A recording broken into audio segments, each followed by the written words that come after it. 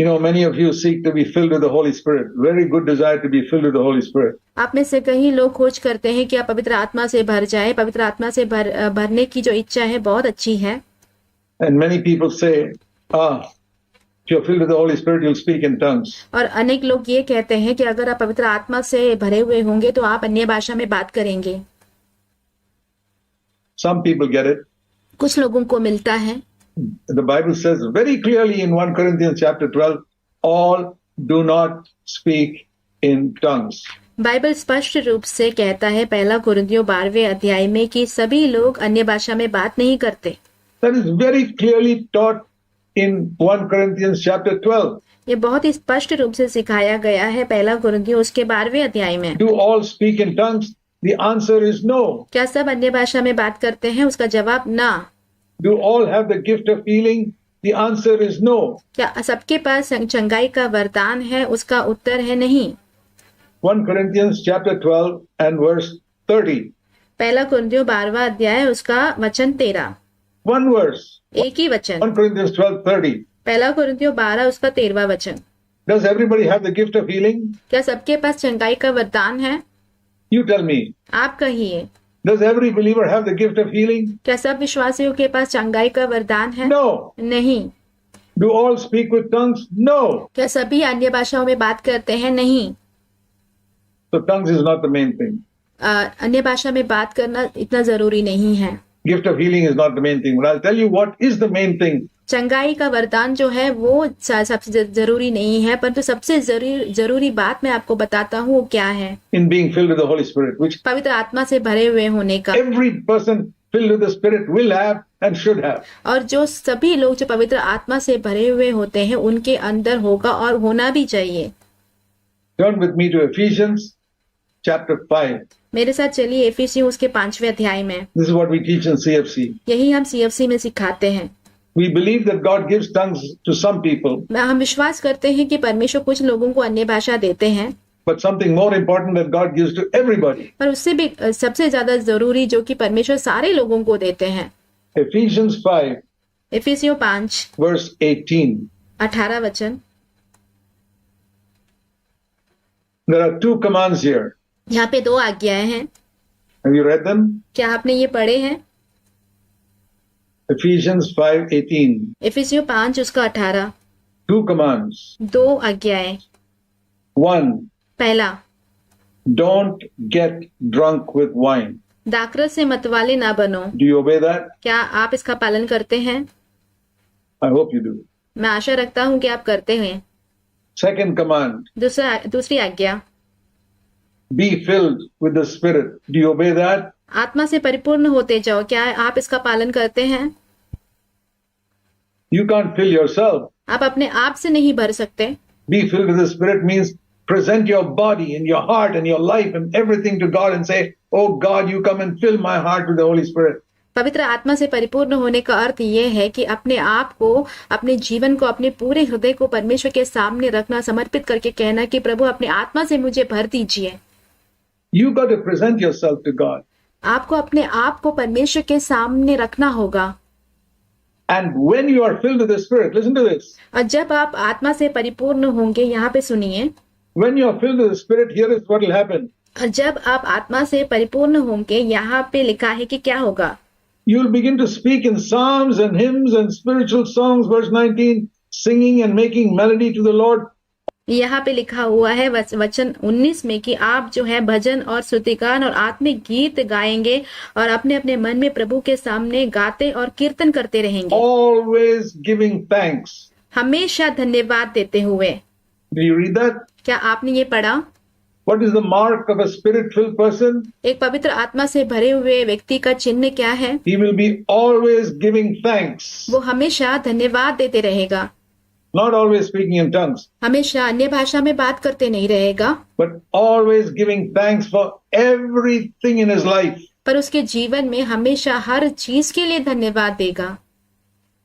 I take that for myself मैं ये अपने लिए लेता हूँ as the mark of being filled with the Holy Spirit. एक पवित्र आत्मा से भरे हुए होने के चिन्ह के रूप में, That there will never be a grumbling in my life, never a complaining. Why are you doing this, Lord? और मेरे जीवन में कोई भी एक कुड़कुड़ाई नहीं होगी, शिकायत नहीं होगी कि प्रभु आप मेरे जीवन में ऐसा क्यों कर रहे हो, Why you have not answered that?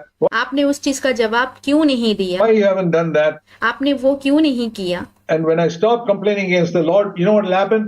जब मैं परमेश्वर के प्रति शिकायत करना छोड़ दूंगा तो आप जानते हैं क्या होगा, I'll stop complaining in my home also. मैं अपने घर में भी शिकायत करना छोड़ दूंगा, I'll stop complaining in my office. मैं अपने दफ्तर में शिकायत करना छोड़ दूंगा, I'll stop complaining when people are not obeying the traffic rules on the road. मैं शिकायत करना छोड़ दूंगा जब लोग सड़क पर ट्रैफिक के नियमों का पालन नहीं कर रहे हों। Such a change will come in my life. ऐसा एक बदलाव मेरे जीवन में आएगा। There'll be a spirit of thanksgiving and thanksgiving. एक धन्यवाद देने की आत्मा होगी सदा। And that will produce, like, you know how these women wear perfumes on their body?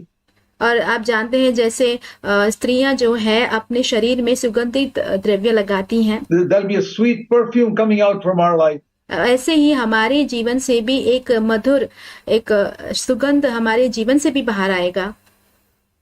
It's wonderful to be with a brother or sister who has a spirit of thankfulness. ऐसे एक भाई बहन के साथ रहना जो कि जिसके अंदर धन्यवादी आत्मा हो, बहुत अच्छा है वो। You like to meet a brother or sister who's grumbling and complaining? Every time you see him, he's got something to grumble about. क्या आप ऐसे एक भाई बहन से मिलना चाहेंगे जो हमेशा शिकायत करते रहता है और जब भी आप उनसे मिलते हैं उसको उसके पास कुछ ना कुछ होता है शिकायत करने के लिए, Something to complain about. Oh, brother, this thing, that thing, that thing. Always some sad story. और कुछ ना कुछ होते रहता है और वो कोई भी दुख भरी कहानी लेकर बैठ जाता है। You say, boy, I don't want to meet that brother again. हम कहेंगे मैं तो उस भाई से मिलना नहीं चाहूंगा, But you meet somebody else पर आप फिर किसी और से मिलते हैं who's filled with the Holy Spirit, जो कि पवित्र आत्मा से भरा हुआ होता है with a spirit of thankfulness, और एक धन्यवादी आत्मा होता है उसके अंदर, who's got cheerfulness in his face and stirs up your own faith जिसके चेहरे पे एक मुस्कान होती है और आपके विश्वास को हिला के रखता है and tells you to thank the Lord for God will solve your problem. God will help you because He's done mine. और वो आपको कहता है कि विश्वास रखो, परमेश्वर तुम्हारे सारे समस्याओं का समाधान करेगा क्योंकि परमेश्वर ने मेरे लिए कार्य किए हैं तो आपके लिए जरूर करेगा। Always thankful. हमेशा धन्यवादी। Imagine if every brother here, I don't know how many there are in CFC right now. और ऐसे कल्पना कर कर देखिए कि यहाँ पे जितने भी भाई बहन हैं, मैं नहीं जानता कि अभी CFC में कितने जन हैं, 450, 500, whatever it is. 450 या 500 जितने भी लोग हैं। Imagine if every one of you ऐसे कल्पना कर कर देखिए कि आप में से हर एक जन develop not just thanking the Lord on Sunday morning, ऐसे एक आदत को उत्पन्न करें, इतना ही नहीं कि रविवार की सुबह से आकर परमेश्वर का धन्यवाद करें, that can be a ritual, वो एक रिवाज बन सकता है, but develop the spirit of thankfulness to have it all the time. Okay, before we पर एक धन्यवादी आत्मा जो है हमेशा हर समय जीवन में होना। reach the 49th anniversary of CFC हम CFC के 49वें सालगिरह में पहुंचने से पहले, next year, we've got जो कि अगले साल है, 366 days because next year is a leap year. हमारे पास 367 दिन है क्योंकि अगला वर्ष जो है एक अधिक वर्ष है। In 366 days, that's coming up 12 months. 367 दिन आने वाले हैं और 12 महीने आने वाले हैं। Lord, will you please help me that I will never complain about anything. हम प्रभु से मांगे कि प्रभु क्या आप मेरी सहायता कर सकते हैं कि मैं कभी भी किसी भी चीज के लिए शिकायत ना करूं। I can't do 12 months at a time. I can live one day at a time. मैं 12 महीनों का एक साथ काम नहीं कर सकता, मैं एक एक दिन कर सकता हूँ। Today, Lord, after I go home, आज प्रभु घर जाने के बाद let me finish with complaining. मैं ये शिकायत करना छोड़ दूं। Tomorrow morning when I get up, कल सुबह जब मैं उठूंगा, let me begin by giving thanks. मेरी सहायता कीजिए कि मैं धन्यवाद के साथ शुरुआत करूं। Always giving thanks. Verse 20. हमेशा धन्यवाद देना, वाक्य 20। You know what the word always means? सदा का अर्थ क्या है, क्या आप जानते हैं?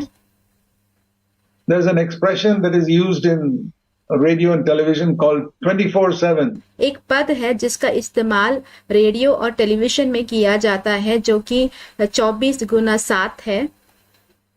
24/7 means 24 hours a day, 7 days a week. 24x7 का अर्थ ये होता है दिन के 24 घंटे और हफ्तों के 7 दिन। That is a modern way of saying always. तो ये सदा ऐसे कहने का एक आधुनिक तरीका है। So 24/7 24x7 giving thanks. परमेश्वर धन्यवाद देना। I don't mean opening my mouth and saying thank you, thank you, thank you, thank you. Some people that's a ritual. मैं ये नहीं कहता कि अपना मुंह खोलकर धन्यवाद धन्यवाद धन्यवाद कहते रहें। ये कुछ लोगों के लिए रिवाज के समान है। It's a spirit. ये एक आत्मा है। All the time with a thankful spirit, thankful for your wife. हमेशा एक धन्यवाद की आत्मा के साथ अपनी पत्नी के लिए धन्यवादी होना। Maybe there are 101 things wrong with your wife. हो सकता है कि 101 चीजें आपकी पत्नी में गलत हो। But then there are 101 things wrong with you also as a husband. पर एक पति के रूप में आपके अंदर भी 101 चीजें गलत हो सकती हैं। Be thankful. Well, there are so many good things. If you look for it, you'll find some good things in your wife, some good things in your husband. कुछ ना कुछ अच्छी चीजें जरूर होंगी। अगर आप खोजेंगे तो आपके पति में पत्नी में कुछ ना कुछ अच्छी चीजें आपको दिखाई देंगी। Thank God for that. परमेश्वर को उस चीज के लिए धन्यवाद दीजिए। Don't keep on complaining against your children. आपके बच्चों के खिलाफ शिकायत करते मत रहिए। They are struggling to grow up. They are small children. They are struggling to grow up in a difficult world. वो जो है संघर्ष कर रहे हैं बड़े होने के लिए। छोटे बच्चे हैं, वो मुश्किल भरी दुनिया में बड़े हो रहे हैं। They find it difficult in school. उनको स्कूल में दिक्कतें होती हैं। They are not so intelligent because you are not so intelligent as parents. वो इतने बुद्धिमान नहीं है क्योंकि आप माता पिता जो है इतने बुद्धिमान नहीं हैं। Don't blame them. तो उसके लिए उन पर दोष ना लगाएं। You have to help them to give thanks. उनकी आप सहायता करें कि वो धन्यवाद दे सकें। God is a good God. Teach your children that God is a good God. अपने बच्चों को ये सिखाइए कि परमेश्वर जो है भले परमेश्वर है। He's a loving Father वो एक प्रेमी पिता है and He cares for you. और वो आपका ध्यान रखता है। He'll take care of you, my boy. He'll take care of you, my little girl. मेरे बेटे बेटी वो आपका ख्याल रखेंगे। Long after daddy and mommy are gone, माँ पिताजी के जाने के बाद भी He'll take care of you. आपका वो ख्याल रखेंगे। Introduce your children to your Father in heaven. आपके जो स्वर्गीय पिता है उनकी पहचान आपके बच्चों को करवा के दीजिए। Who loves them and cares for them. जो उनसे प्रेम करता है, उनका ख्याल रखता है। Who sent His Son Jesus to die on the cross for them. जिसने अपने पुत्र प्रभु यीशु मसीह को भेजा ताकि उनके लिए उस क्रूस पर वो मरे। To forgive all their sins. उनके सारे पापों को क्षमा करने के लिए। And He will take care of them on earth and one day take them to heaven. और ये इस पृथ्वी पर वो उनका ख्याल रखेगा और एक दिन उन्हें स्वर्ग ले जाएगा। We have to introduce all our children to a loving Father. हमें अपने सारे बच्चों को हमारे जो प्रेमी पिता है उसकी पहचान करके देनी होगी। And we have to demonstrate that in our lives. और इसे अपने जीवन के द्वारा दर्शाना भी होगा।